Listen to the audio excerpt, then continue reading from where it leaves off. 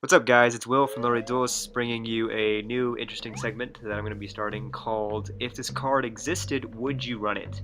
And I kind of got the idea based off of an interesting post on Zodiac Duelist if you guys are part of that group on Facebook. But basically, they posted a very interesting card, and I was like, wow, that is a really intriguing card design, and it really brings the debate of whether people would consider running this. And so the first one, I went ahead and I talked to the original designer. He gave me permission to talk about it on the channel, and then the rest of the three I kind of just designed. And you can't basically. I made sure to make all the three cards generic, and I made sure to make them not too OP and have some kind of drawback. Because I mean, if there was too OP, then everybody was like, of course I'd run it.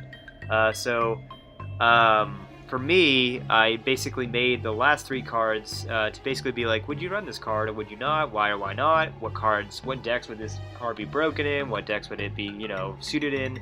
And so we'll go into that. So basically, we're going to start off with the first one. And this one's called End of the Line. It's a normal spell card.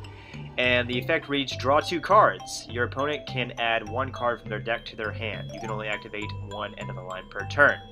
So basically, and this is the card that was actually designed by a different gentleman other than me. I did not design this card, and I have to give credit to him, on Zodiac Duelist. But I just love the design because it's very, very, drawbacky. Because basically, it's a Pot of Greed, and we know Pot of Greed is banned for what reason? Because the +1 is easy card advantage. Whereas this one, it not only lets you go Pot of Greed without the Pot of Desires banish 10 cards, but it also lets your opponent card add any card from their deck to their hand.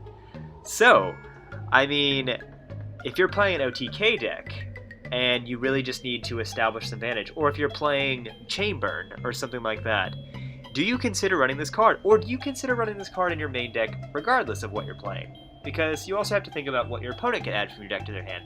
They could add Ash, they could add Maxi, they could add a lot of good cards, and in the end, but you get to draw the two cards first. Obviously, you can't activate the card as cost and then draw the two cards, because then they just Ash or something like that. But so basically, my question is for everybody is, do you run this card? Because I mean, if you think about it, it's a Pot of Greed, but it's you can't just make Pot of Greed legal. There has to be some kind of cost or some kind of drawback. For example, Pot of Desires, you have to banish 10 cards face down as cost. This card, your opponent gets to add any card from their deck to their hand. Any card. So this could be a really critical one of, like Raigeki or Maxi or something like that. They get to add any card from their deck to their hand. Now, honestly, you can probably combo this a lot of cards to where they don't get that effect, and you just get to draw two cards. And I'm not too knowledgeable about the Yu-Gi-Oh world, so I'm pretty sure a lot of you in the comments will probably talk about what combos you can have with this card. But would you main this card? Would you side deck this card? Why or why not? And what decks is this card well suited in? Feel free to leave that in the comments below. But I thought this was a very intriguing card design. It's honestly what inspired me to make this segment. Alright, so the next one I made it was created by me, and it was inspired by a card that was never made in Yu-Gi-Oh! Called the 5 Kuriboh Brothers. And basically the effect reads, it must be special summoned from your hand while you control no monsters. When this card is special summoned from the hand, you can special summon 4 Kuriboh Brother tokens, Fiend, Dark, level 1, 300 attack, 200 defense, and if you do, your opponent draws 2 cards. So, basically, why did I create this card? For links. This card is an easy link summon and probably more link summons on top of that. Because it gives you 1 card, which is an effect monster, and it gives you 4 tokens. Whereas Scapegoat, you have to do it during your opponent's turn, because if you do it during your turn, you're not able to special summon monsters for the rest of the turn. This has pretty much the Gofu effect, because we pretty much know Gofu's probably going to get hit. And it gives you more. But I had to add a drawback, because I couldn't make it to where you just get a bunch of link monsters for free, because this is basically a 1-card link. This is basically a 1 card, possibly 2 links or something like that. So I had to give it a drawback. Your opponent gets to draw 2 cards. So, I mean, that opens this card up to the debate. Do you run this card, or do you not? Do you value making an unbreakable board, or do you value giving your opponent 2 cards? Now, granted, you're going a major plus when you summon this card, because you're getting 1 monster plus 4 tokens that are probably going to be used for link summoning. That's why I wanted to design this card. I wanted to make a card other than Gofu and stuff like that, that gives you the ability to go into a lot of links and make unbreakable boards like, Yu-Gi-Oh! The Past on your first turn. But I had to give it a drawback. I had to make it to where your opponent draws 2 cards. So, in the comments below, do you run this card or not? Why or why not? Do you consider running it? Do you not? It's up to you. But, feel free to chime in on the comments section. What decks would this card be best suited in? Feel free to leave that in the comment section below. I just wanted to make this video just a discussion video on whether you would run certain cards or certain, or not. So, yeah. Next one, I made this one kind of like a mixed monster. So it's called Abyss King Rai-Oh. It's a generic rank 4, 2 level 4 monsters. And it says once per turn during other player's turn, you can detach 2 Xyz materials from this card, activate one of these effects. 1 being neither player can add cards from their deck to their hand this turn, or 2, any cards that activate in your opponent's graveyard cannot be activated this turn. So basically, I made a Thunder King Rai-Oh / Abyss Dweller in 1 Xyz monster, because a lot of Xyz monsters are being power crept today anyway. Like Tornado Dragon came out, which is pretty broken. Number 41 came out, which is pretty broken. And so I'm like, this pretty much is not as broken. And pretty much it's like Castell. You only get its effect once. So, and it's, I had to make it during other player's turn to make it at least, considered. But, I mean, if you think about it, this card is a Rai-Oh and an Abyss Dweller for at least 1 turn. And it's a generic rank 4. So, do you consider running this card as a generic rank 4? I mean, I would, for sure. I mean, like I said, it's a Rai-Oh and an Abyss Dweller in 1 card. Now, granted, you're only going to get its effect once, and if you don't do it during the standby phase, you could have the risk of getting Kaiju'd or something like that.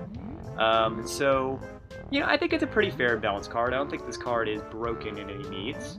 So, do you consider running this one in your extra deck? If you're running a generic rank 4s, I would say this definitely gets a spot in the rank 4 deck.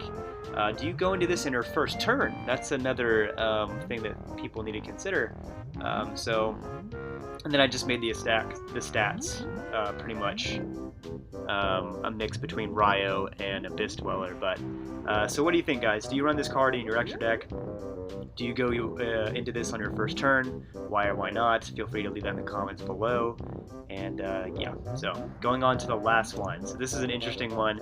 It's funny because we had a Dark Magician versus the meta, and somebody commented about a guy killing himself with Solemn, I think, Strike or something like that, and he called it Solemn Suicide, and someone else commented saying, I basically told him like that'd be a hilarious name for a card, and someone else made like a gimmick effect for Solemn Suicide, and I was like, it'd be kind of cool to make a new Solemn card. So this one's called Solemn Sacrifice. This is one that I kind of made.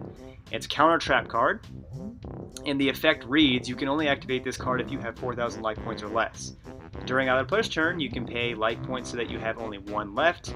Activate one of these effects. You can banish up to 2 random cards in your opponent's hand face down. You can banish all monsters your opponent controls face down. Or it has just a straight up Solemn Judgment effect. When a monster would be summoned or spell or trap would be activated, negate the summon or activation and destroy that card.